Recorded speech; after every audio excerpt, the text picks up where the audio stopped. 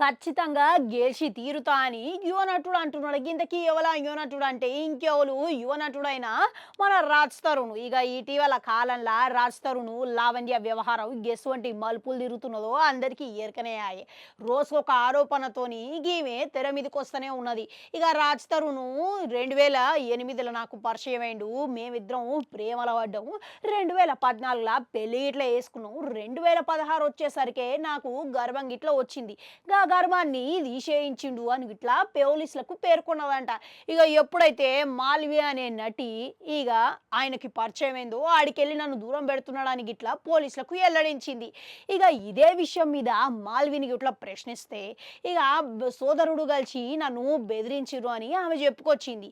ఇక దీనికి తోడు రాజ్ తరుణ్నే కాకుండా మాల్విని సోదరుని గిట్లా అందరి మీద కలిపి కేసులు వేసిండంట మన పోలీసులు. ఇక అంతేకాదు మాల్వి గిట్లా ఈమె మీద కేసు పెట్టిందంట. అయితే మాల్వి అసలు ఈమె ఒక్కసారి గిట్లా లావణ్యాన్ని గెలవలేదు అని అంటున్నది. అయితే ఈ ముచ్చట పక్కకు పెడితే ఇక ఇటీవల కాలంలో ఏడ చూసినా కానీ రాజ్ తరుణ్కి ఇదే ప్రశ్న ఎదురైతా ఉన్నది ఎప్పటికప్పుడు. అయితే ఇటీవల చేసిన పాడ్కాస్ట్లా నేను ఈ వ్యవహారం గురించి మాట్లాడదలుచుకోలేదు, న్యాయస్థానంలోనే న్యాయపరంగా నేను గెలుస్తా అని చెప్పుకొచ్చిండంట.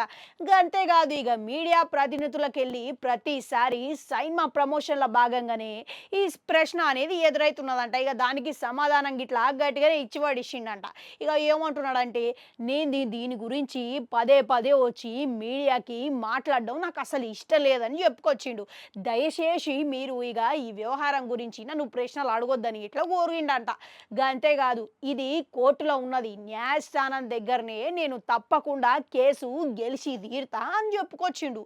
ఇక దీంతో న్యాయస్థానంలోనే ఇక మరోసారి ఇక ఆయన ఏ తప్పు చేయలేడు అని చెప్పుకున్న అంటనే ఉన్నాడు అని రాజ్ తరుణ్ అర్థమైతేనే ఉన్నది.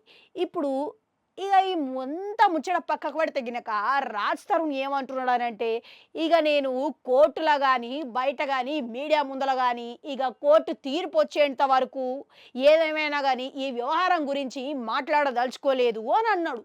మళ్ళీ ప్రస్తుతం ఈయన చేసిన కామెంట్లన్నీ నెట్టింట చక్కర్లు కొడుతున్నదంట. ఇగో మరోవైపు సినీ ప్రయాణం ఇట్లా మస్తుగా వేగంగా దూసుకుపోతున్నది.